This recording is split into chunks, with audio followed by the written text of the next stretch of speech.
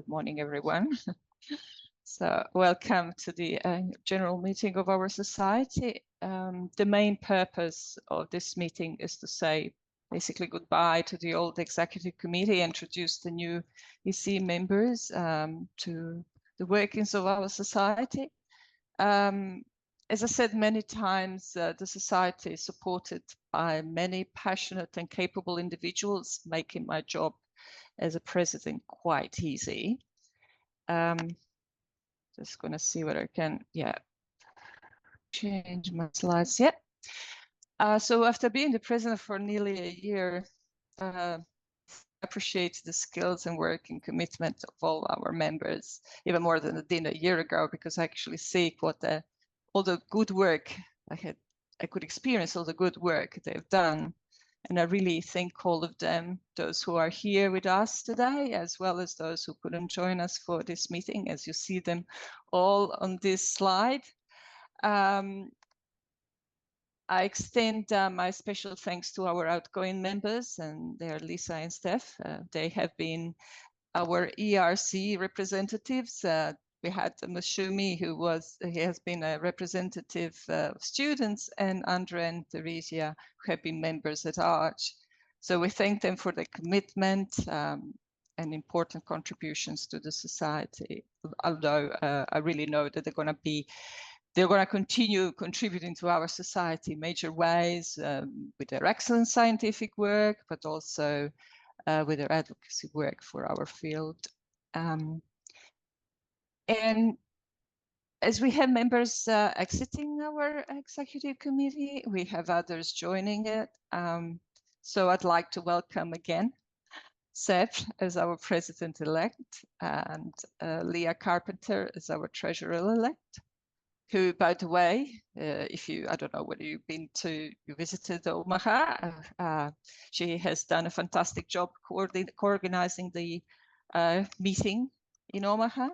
Then we have Angelica Ochaviles and Simone, I'm going to say V, because I cannot pronounce her. Sorry, I've got to be trained in the next 12 months. And maybe I'll end up being proficient at pronouncing her surname. So yes, so there are members at large. This was a big election year for us. And now I will also share some other additional key highlights of the year. This is going to be a bit of a deja vu for all the EC members who attended the pre-conference EC meeting, but not to others who weren't there. So I will repeat myself in part. Okay, so what did I want to highlight here? As you are all aware, since 2021, Isbnpa has embarked on a journey to streamline, modernize Isbnpa's strategic direction and plan. And this has resulted in the establishment of a vision and a mission that are clear for our society, and also the associated key strategic priorities. So in 2023-24, we basically inherited a very well conceived strategic plan that needs to be monitored, evaluated, and maybe changed where appropriate.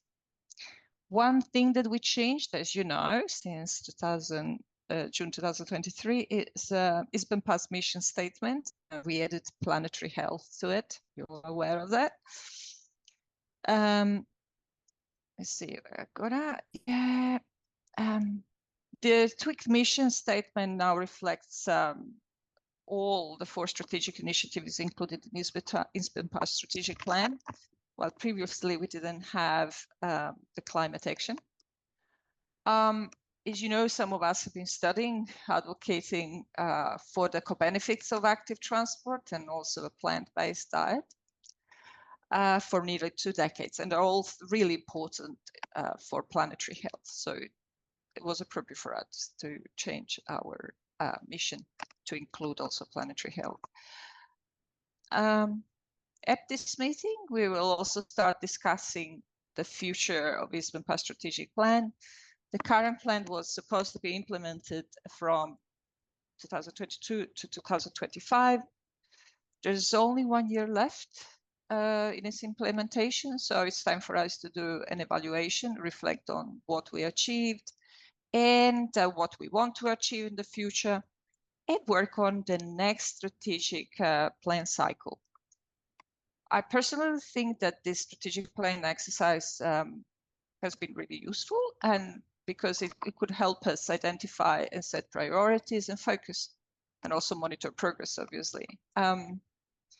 We are engaged in the same company who helped us develop our previous plan, because they understand our society and also developed the plan with us. So it made sense to continue on doing, and they did a good job, by the way. It made sense to continue working with them.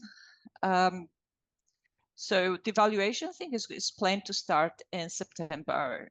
I think the week of the 23rd of September, if I'm right, Antonio? Yes. Yes. So we'll see how we go with that.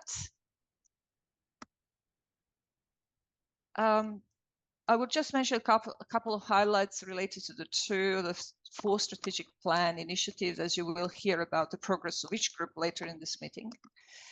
So a reminder that You're Growing the Next Generation initiative, which is led by Jenna and Steph, has worked very hard on development of the Isbnpa's leadership development program for members across all career stages. The program is supposed to support Isbnpa's members to continue to advance leadership, communication, and negotiation skills, or the non-academic side of the skills they need to be advocates and researchers in the field.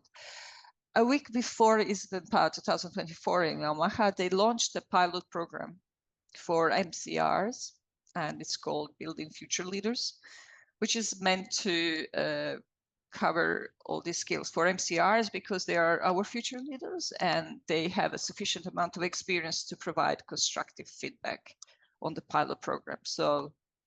So that we can maybe do better in the future iterations that will be expanded to other stages.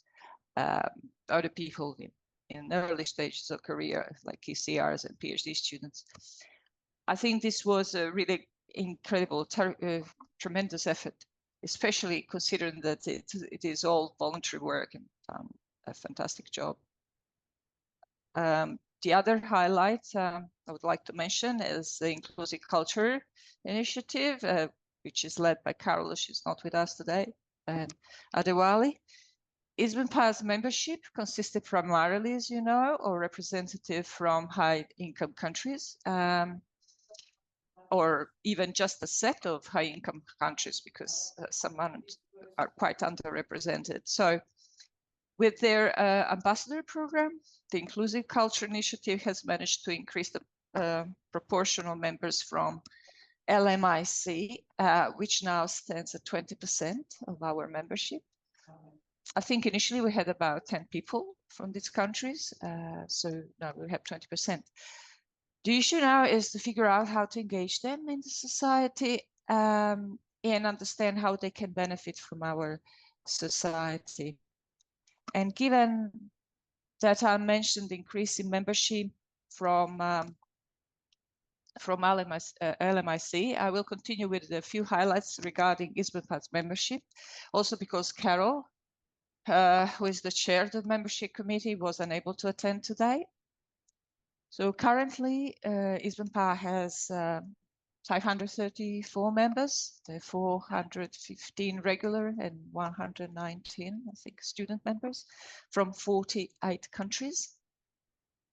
This number is considerably lower than 2023, which was 1,087, but similar to 2022 and 2021. And you know very well that the number of our members are really associated with how many people come join up for the conference. So our membership geographical distribution is quite different than in the past. As I said, we have 20% members from LMIC countries, and this may be due to Isbnpa's ongoing initiatives to increase this membership.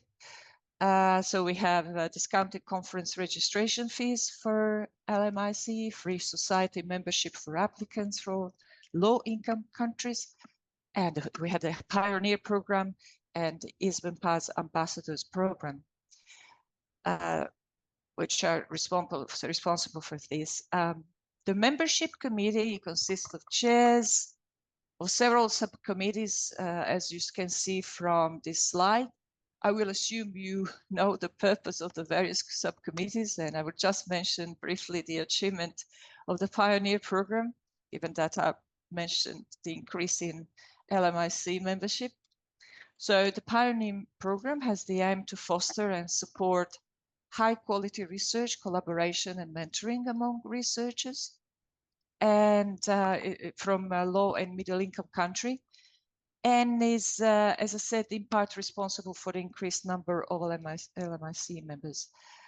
The Isbnpa Pioneer Scholarship Program was launched in October 2023. It was just a quick call for projects to be presented at Isbnpa 2024 in Omaha. They received 9 applications, and which were reviewed by 2 members, and 5 scholarships were awarded in December. So 4 awardees received the scholarship, and they submitted their progress report as well as an abstract for the conference. In the next 12 months, the subcommittee is planning to continue with a new cycle of scholarships, which will be launched early in this year, and it is also planning to develop strategies to get the Pioneer Program engaged with the mentoring scheme, which is another thing we have, as you know. They plan to build the Pioneer Program web page on the Isbnpa website, and grow Isbnpa membership in the countries by first gaining insight into strategies to attract new members living in LMIC countries. At a pre-conference meeting in Omaha, the CE meeting, we also discussed several strategies to increase support from new members from LMIC, and they include, among other things, the allocation of a budget for a dedicated person to coordinate our efforts with these countries, possibly involving a local Pioneer Program awardee or a group of Building Future Leaders attendees, given that they're all engaged with our society.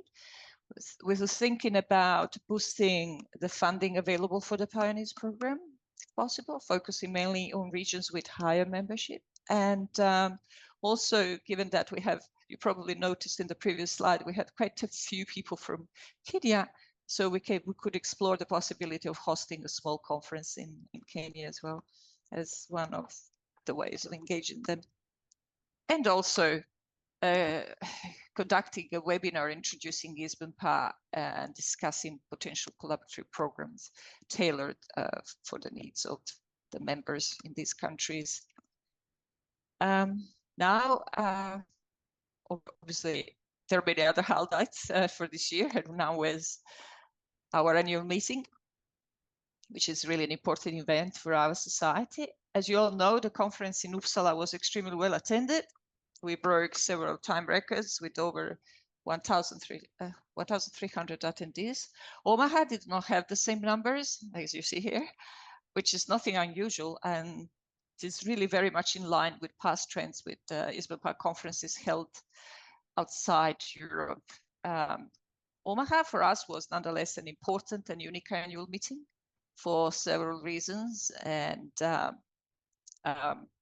we had, unlike most previous meetings, we had a much better representation of the nutrition component of our society, and we have to really thank the scientific standing of our hosts, Amy and Leah, which was really great news for us. It was a great conference, by the way. I was there, I listened to the presentations, they were really high quality. We had, for the first time, as part of the scientific program, the opportunity to learn and connect with representatives of funding agencies. That was a new thing. And we had a very, very strong presence of the Climate Action Initiative, and we managed to reduce the CO2 emissions per person is about 60% compared to the meeting in Uppsala, that was by per person, not overall, obviously. So, which is really good news as well. We had an unusual number of new members, and mainly from nutrition, I think. And the other thing we had, as you see here at the bottom of the slide, the food was plant-based and really fantastic. And I kept on hearing delegates saying the best food ever at a conference. So that was a big highlight as well. Let's see. Now you are aware that we have piloted hybrid as well as online meetings with the aims of reducing travel, which is Isbnpa's main source of emissions, and also in order to make the meeting more accessible to LMIC delegates. Well, you know that the online component didn't really work for us. Therefore, we concluded that we have to continue with in-person meetings until I guess a better solution comes. So several in-person annual meetings have been booked. The next one will be held, as you know, in Auckland, New Zealand. We were hoping it to be held in 2020, so we've been waiting for a while for New Zealand. COVID messed up our plans. And so now we have our conference scheduled on the 11th until the 14th of June 2025. And we already have started preparing for it. But actually, we started preparing for it several years ago. We'll continue with it. This time, hopefully, it'll end there. Now, the discussion will revolve around the frequency and organization of in-person meetings. We started doing this in Omaha. We asked attendees during the climate action session questions about how we could cut the carbon footprint of our meetings. I believe we will hear a report about this from the climate action group today. And we will seek feedback on this at the present meeting. I think we discussed this with Antonio last time. A final piece of update relates to our special interest groups. You see a table here that lists all previous continuing 6 or special interest groups and 3 new ones that are in red. I'm just going to say something briefly about those 3. So the Indigenizing Wellbeing Research Circle proposes to bring together Indigenous and non-Indigenous, say, Isbnpa members to advance 2 focus areas of behavioral nutrition and physical activity research. You see them here. So this first is center Indigenous people knowledge, sovereignty and self-determination within physical activity and behavioral nutrition research, and elevate their voices in these areas. And then also examine nutrition, physical activity and well-being holistically. And see how we can support reciprocal relationship with the land and all aspects of operations. Another important role of this group is to contribute to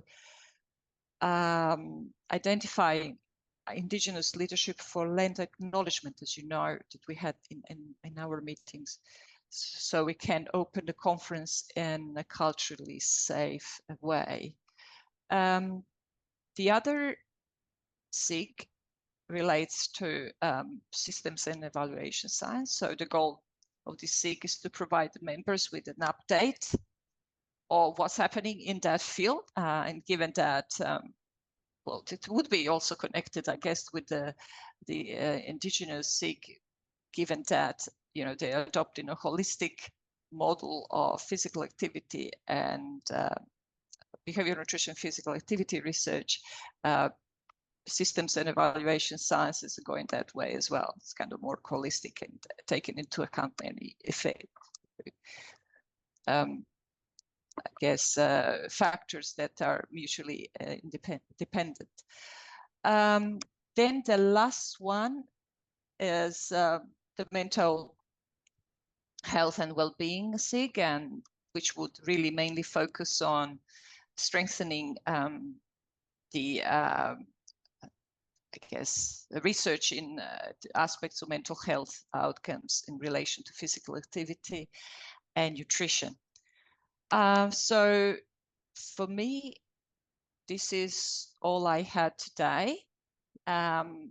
I thank everyone for the fantastic job they're doing, their commitment. And I thank Antonio again for keeping us on track and doing tons of work for us. And thank you everyone for finding the time to come to this meeting and then, to sustain, improve our work in the future. I will stop sharing my screen and then we can continue on with, okay, Antonio. I'm here mostly to connect to the next speaker or the next speaker. So we now have the strategic plan reports, and I would say that the first one is for the diversity and inclusion. Adeval, do you want me to share the slides, or do you have them on your side? Please share the slide, please. I don't have this. Or I can as well just speak Isbnpa. Just a sec, and I'll just share the screen.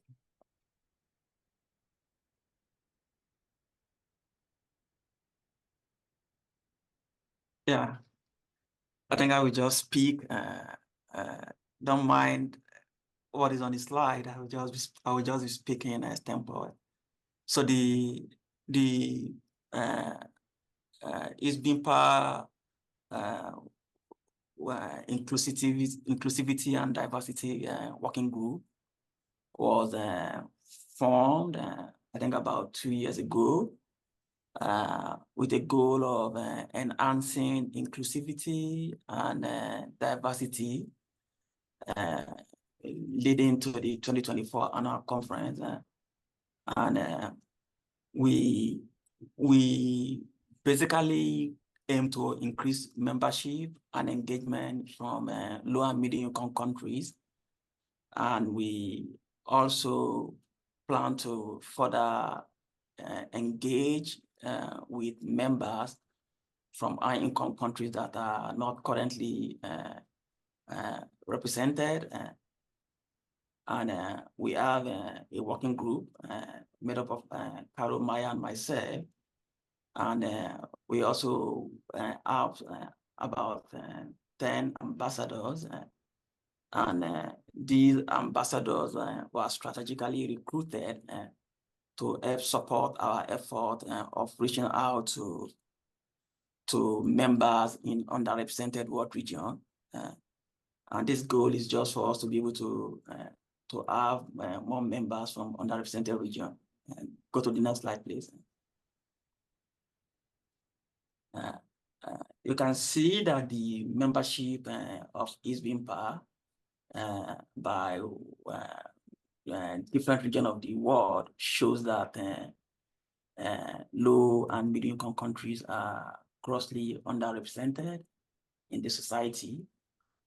And based on the effort of our Pioneer program, you can see that there has been some significant changes in membership, especially in the low medium income countries, where our membership has risen from 0.8% to about 14% from 2022 to 2024. This was largely driven by the effort of our Pioneer program. And specifically, Kenya seems to be where we have recorded large numbers of members in 2024.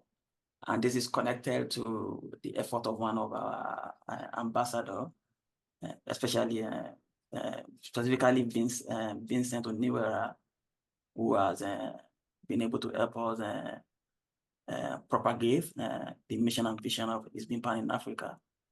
And I think there are some colleagues from Africa who are on this call. So that speaks to the effort of the Pioneer program. And Going forward, we plan to continue to engage with members from LMIC, and we will do that by also increasing the number of funds that you can that we make available for the pioneer programs. And we also plan to organize African-specific webinars.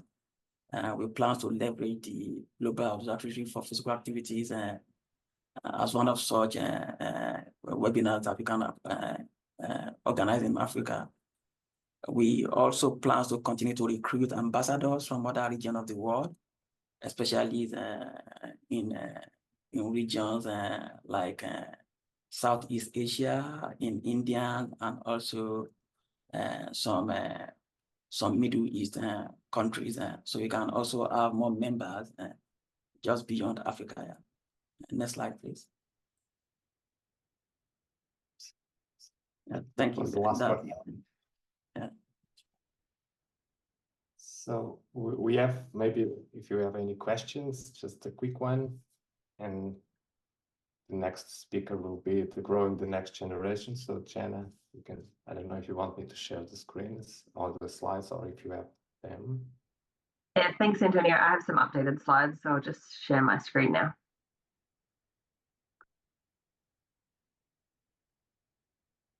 Just checking you're able to see, and I'll just make it full screen. Looks good. Yep. So together with Steph Chappell, we chair the Growing the Next Generation strategic plan, and we're really excited to share an update of the progress that we've made to launch Isbnpa's first leadership program last month. So the aim of the Growing the Next Generation strategic plan is to inspire and grow new generations of behavioural nutrition and physical activity researchers. And one key initiative of our strategic plan is the Building Future Leaders program, which aims to support new members across all career stages to become more effective leaders. So this year in 2024, we're running a pilot program for mid-career researchers with the intention to expand to other career stages in the future. So over the last 18 months, we've taken a co-design approach to developing the program, including a literature review, surveys with the executive committee and also the broader Isbnpa community, and focus groups and semi-structured interviews with researchers across all career stages, and also a co-design workshop with mid-career researchers. So some of the key findings from this piece of work included that people wanted a leadership program of somewhere between 3 and 6 months duration with a time commitment of around 4 hours per month. They opted for a hybrid and multimodal delivery, which included a variety of different interactive, practical and reflection-based activities. And they wanted the program to be delivered by external facilitators who had expertise in research leadership training, as well as support through Isbnpa members with lived experience of leadership. And we also identified and prioritised a range of different potential leadership topics for mid-career researchers. So the findings here have been used to inform the development of our pilot MCR program, which is being run this year. So firstly, we'd like to congratulate our mid-career researchers on being selected to join the 2024 pilot program. They've been selected as they're recognised as some of the most promising leaders in the field of behavioural nutrition and physical activity. We're really excited to welcome them as our first leadership cohort, with 24 mid-career researchers selected to participate in our pilot program. As a group, they range in experience from between 5 and 15 years post-PhD. They come from 12 different countries across the world, including countries from Oceania, North America, Europe and Africa. And we have people with diverse topic experience, including nutrition, physical activity, sedentary behaviours and sleep. And also diverse disciplines such as epidemiology, implementation science and physical education. So the program is being run over a 5-month period in 2024 between May and September, with an estimated time commitment overall of around 4 hours per month. We used an expression of interest process to select participants to attend, and for our pilot program, all participants have received either a partial or a full scholarship to attend the program. The program includes a number of different activities, including self-paced learning, group-based discussions, lived experience reflections, mentoring activities and networking. And the program is being delivered through a number of different modes, including some online workshops, with our first starting this Friday, podcasts, videos, articles, reflection tools, and networking events, which we held both online and at the conference in the first month of the program. We're really excited to also launch Isbnpa's first leadership podcast, where Isbnpa fellows and experienced researchers are featuring as guests and sharing their personal reflections and their tips for mid-career researchers on becoming research leaders. The modules that are included in the pilot program is an introduction to leadership, strategic thinking and decision making, building a successful team, networking and collaboration, and a final month of a program evaluation. And the program is being coordinated by the Isbnpa Building Future Leader team, with the online workshops being facilitated by an external facilitator who is experienced in running leadership training for academic researchers. And we're also using surveys throughout the program to evaluate its effect, but also gather participant feedback, which will assist us in tailoring the content areas to priority areas in the future. So we'd just like to thank the Building Future Leaders Committee and the review group, the executive committee and the broader Isbnpa community for supporting the development of the leadership program. And please reach out to the team via the email on the slide if you have any feedback or questions. Thank you.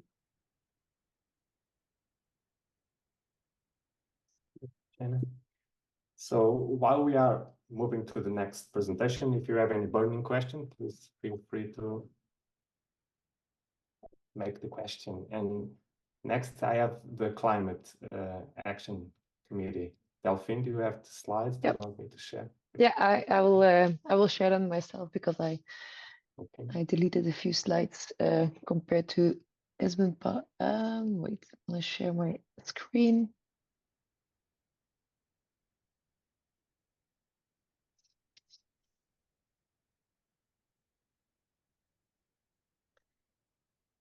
You can see my screen now? Yes. Okay, perfect.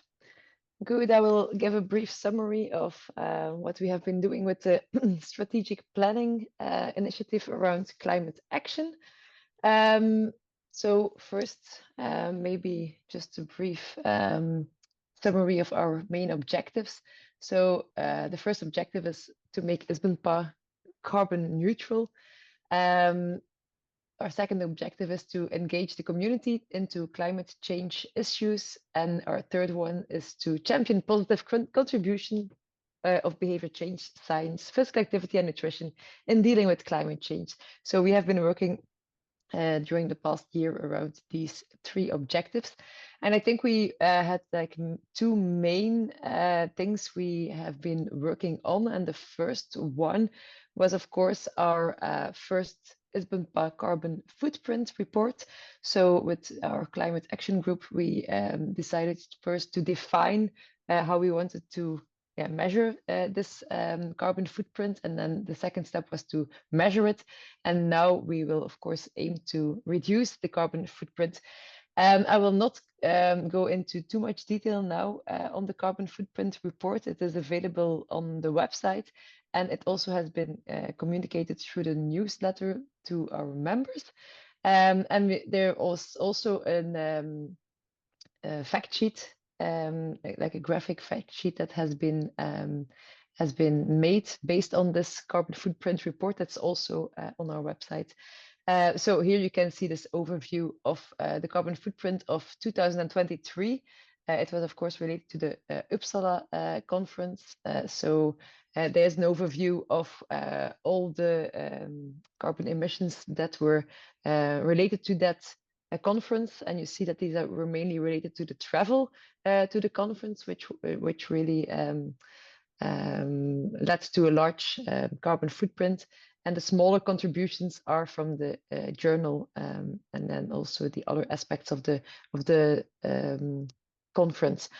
Like Esther also already mentioned in the general introduction, like we have been already able this year to reduce the carbon footprint per person related to the conference. And that's, of course, mainly because we had much more local attendees who had to travel less far to get to the conference. So that's nice to see that the conference attracts a lot of local, more local people who live closer by.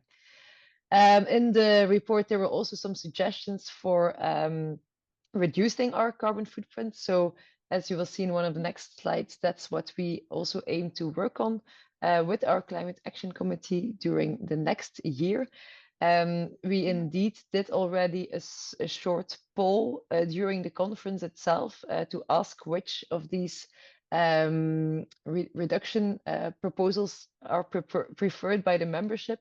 But indeed, as Esther also mentioned, this was only like an initial poll, and we will be asking the membership in the near future more detailed information about how they see like the future of conferences within the context of this climate change that is there. So yeah, there are here some options that were suggested also by the people with whom we collaborated for the climate action report. So you will probably in the near future be receiving an email to ask for your opinion about such options.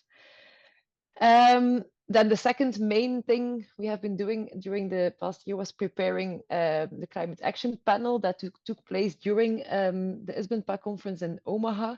It was a panel session that was led by Seb, Shasta, and Shilpa Dokra, where we had quite a nice representation of different voices regarding sustainable research and regarding climate, doing research in a world where climate change is really prevalent. So those who were there, I think, really enjoyed is maybe not the right word because it was about climate change and sustainability, but really learned a lot from that session and were quite inspired.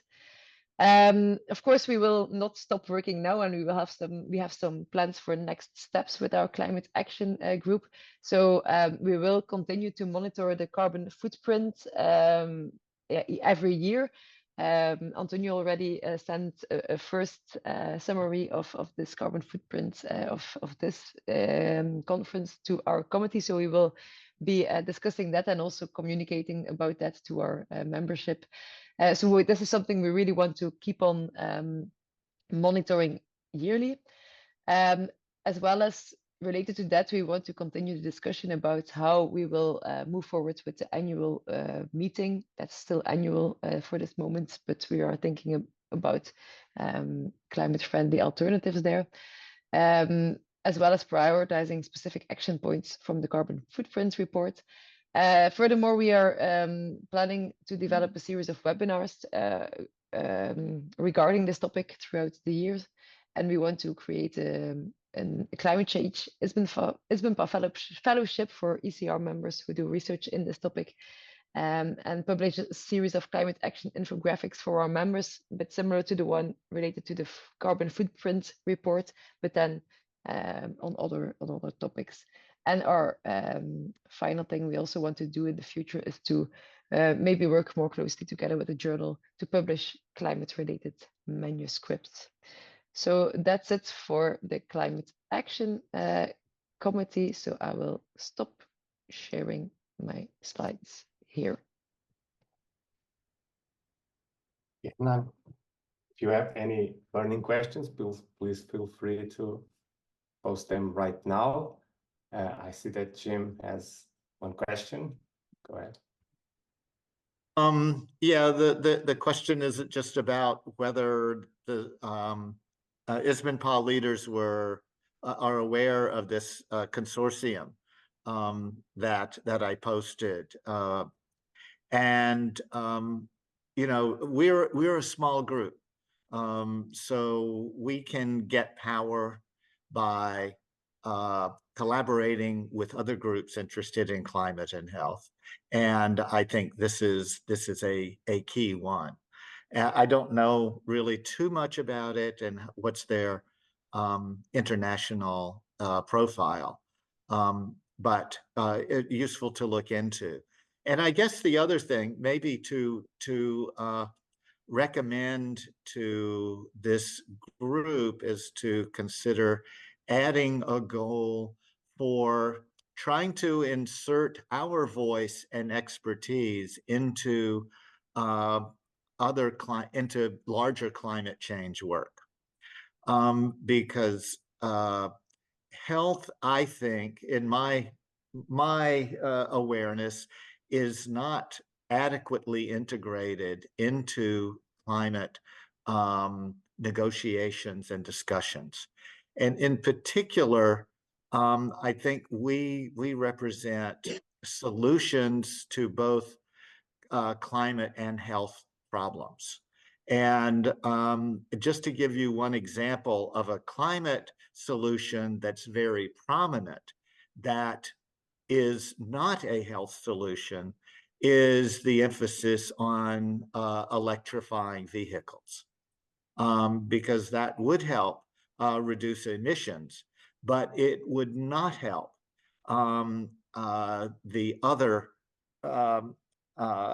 health problems associated with cars, including or vehicles more generally, including crashes that kill pedestrians and bicyclists, and the health problems of sitting while driving, that electric cars are going to be exactly the same as gas cars. So we need to get involved in promoting solutions that solve multiple problems, especially health. So that's just my little pitch to the group.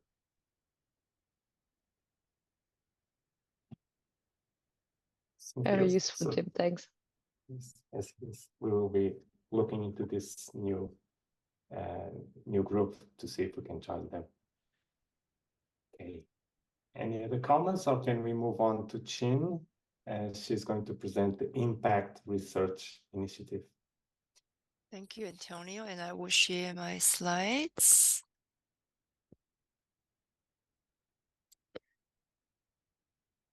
I believe you can all see my slides now. If you can't, please let me know. So we are the Research Impact Working Group. We started working together in 2022. And our goal is to advance the impact of behavioral, nutrition, and physical activity research conducted by Isbnpa members. And we aim to define and measure research impact and hopefully have some guidelines as implementation plans and helping the members to mobilize their research. So we have 3 research questions that we set out to explore. The first one is how is research impact defined by research institutions and funders? And the second one is how is research impact measured? And finally, we would like to advance the research impact for Isbnpa members by coming up with a guide to help them mobilize their research. To answer the first research question, we conducted a scoping exercise about looking at funding guidelines, policies, and procedures and frameworks from institutions and funders. So we looked at university funding guidelines and some other NGO funding guidelines and government funding guidelines. And we've come to the conclusion that generally from the funders, research impact needs to go outside academia and have varieties of, and is involved in various aspects of society. Oh, back to the slide. So this result, or the result of the scoping exercise was presented in 2023. And this year, we incorporated this result and we come up with our own definition of research impact for Isbnpa members, which is Isbnpa's research impact is realized through verifiable societal benefit resulting from the scientific generation of knowledge in behavioral nutrition and physical activity for the purpose of enhancing human and planetary health and well-being worldwide, which aligns with our vision and mission statement. And so the activity to date is that we've come up with the definition and we took this definition, we gave them to some experts in our field and asked them for their feedback. And we've also asked them how they will measure research impact in their own research. And they have provided the feedback to us. So the next step is for us to incorporate everything we've got and hopefully come up with a guideline and an implementation plan.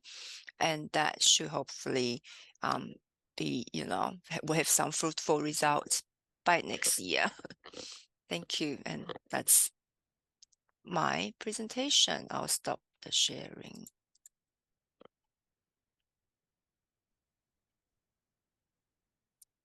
Again, while Rick is preparing the presentation for the Isbnpa, do you have any questions, opening questions for the research impact group?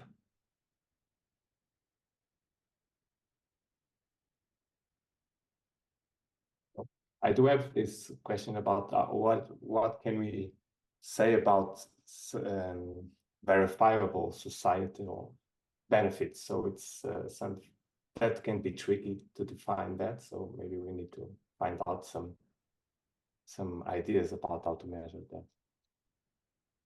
Oh, definitely. And we have sent out this definition to some experts. So they have provided some feedback, and we'll share that next time we have the opportunity. I just think that was one of the things that was identified as being really tricky by the experts, and saying, how are we going to do that? And they said, well, actually, some people said, well, you actually can do it. We are a bit more positive than that. We'll do the best we can within our, limits. But yeah, definitely tricky. So Rick, go ahead, please. All right, thank you. And we are celebrating the 20th anniversary of the journal here, the official journal of Isbnpa. I get to work with an amazing editorial team, and so you see them reflected here as an all-star cast, including Katarina, who's with us on the call, and Delphian. Melanie, my co-editor-in-chief, is not able to be with us today, but sends her regards. We have added to our stars here in Melanie joining as the co-editor-in-chief, Katarina being new, and we've added 3 associate editors to our team as well. We did have some step down over the past year. So Sunday was our journal manager. Bronwyn, Laura, Maria, Rebecca, and Louisa served the journal for quite a while and have recently stepped down. We have made, you'll see some of those names reflected here, who stepped onto the editorial board rather than associate editors, but we were able to add 12 editorial board members. We are always looking for good editorial board members to review up to 5 manuscripts per year. And we have a team now. This is people who've stepped down recently from the editorial board. We still have about 130 or more editorial board members, but we really count on them for efficient review of many of the manuscripts that come through. And speaking of many manuscripts, this is kind of our latest number of manuscripts submitted to the journal. So we are up to more than 1,064 last year. We are still on pace, with 5 months of the year gone, we're well on pace to exceed that, or at least match that this year. And so that's been up. The absolute number of manuscripts that are eventually published is about the same. And so that then indicates a little bit lower acceptance rate, as you see there. And when we look at subject area, and I know it's already come up in this meeting, we are trying to get more submissions from nutrition. You'll see about half the number of manuscripts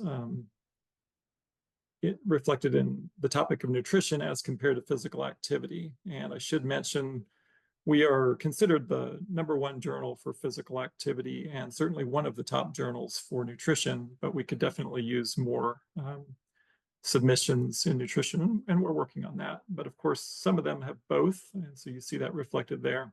And the numbers are approximately the same proportions for accepted versus submitted. If we break it down by category, observational versus intervention and review, methodology, et cetera, you see that the majority are observational, and this is true for both submitted and accepted. So the bar charts versus the pie chart there.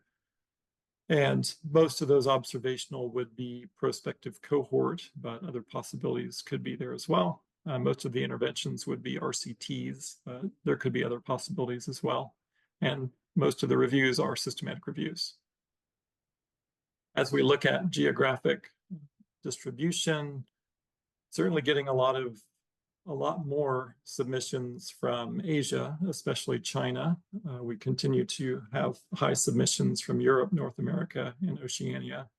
I'm hoping with the Pioneer program that we'll see more contributions from South America and Africa in the future. If we look at the top 10 in terms of accepted manuscripts, Australia typically is punching above its weight, leading the scoreboard there from last year, followed by the United Kingdom and the USA. China is definitely leading the scoreboard in terms of the sheer amount of contributions of manuscripts submitted to the journal. And this is another one with Pioneer program and growth of the society in lower and middle income countries. We're hoping to have more submissions and eventually more accepted papers from non-high income countries. So here's kind of the metrics from last year. I would say we're probably a week or 2 weeks out from a new impact factor. Early signs indicate it may be a little lower than this, but it should be still pretty high. And I'm impressed with the number of downloads there, the 3 million plus from that. And so that's a little bit of a snapshot of how we're doing with the journal, and I appreciate your support. Just wanted to mention too, we do have that 50% discount for members that's available to current members of the society. And I think that's it. Thank you. That's right. So now we had in our schedule the finance report, and but Meg, she's the chair of the finance committee. She's unable to attend, and she sent a recording of her report. But I would say that instead of using that time for the recording, I can share the recording just after this meeting.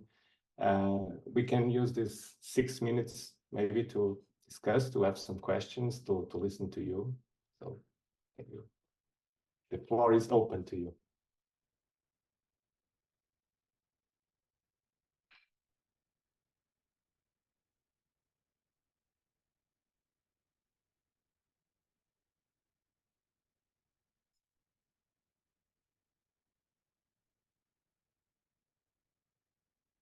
First question, it's usually the most difficult one. So,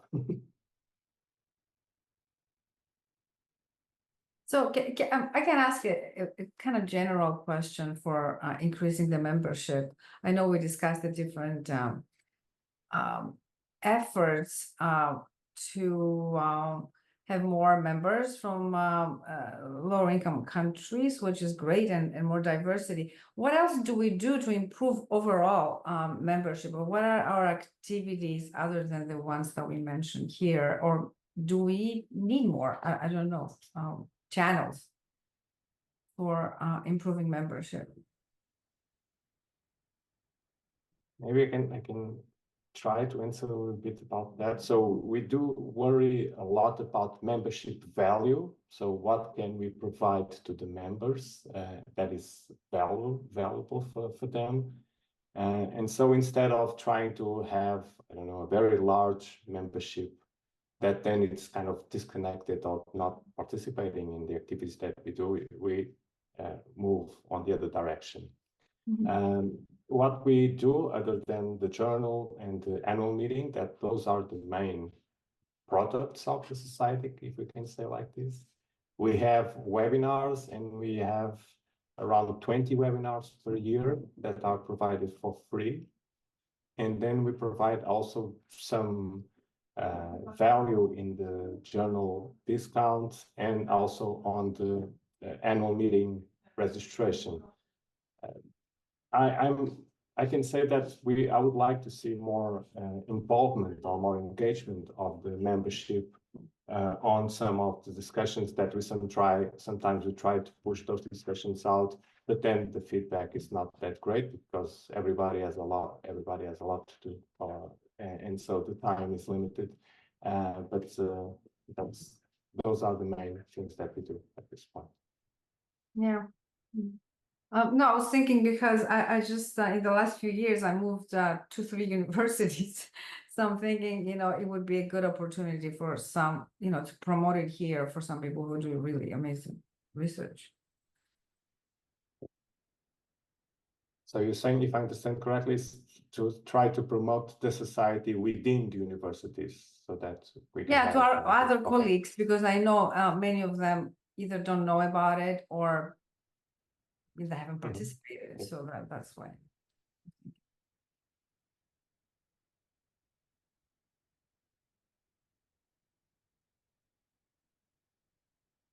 Any other questions? Simon was mentioning the mentoring program. Yes, we do provide that.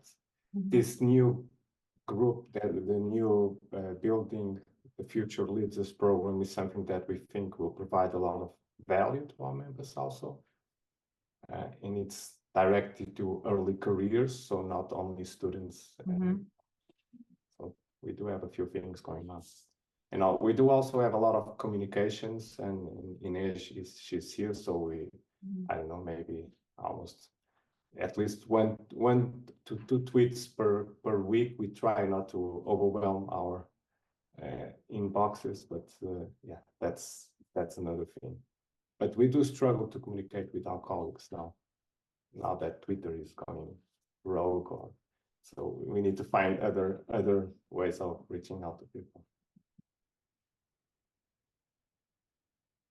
Yeah, so we have a question, the mentorship program. Yes, we do. We have the mentoring program at INA. So if you go to our website, you can apply to the mentoring program, select one mentor that you think it's someone that can support you, and we will make the connection.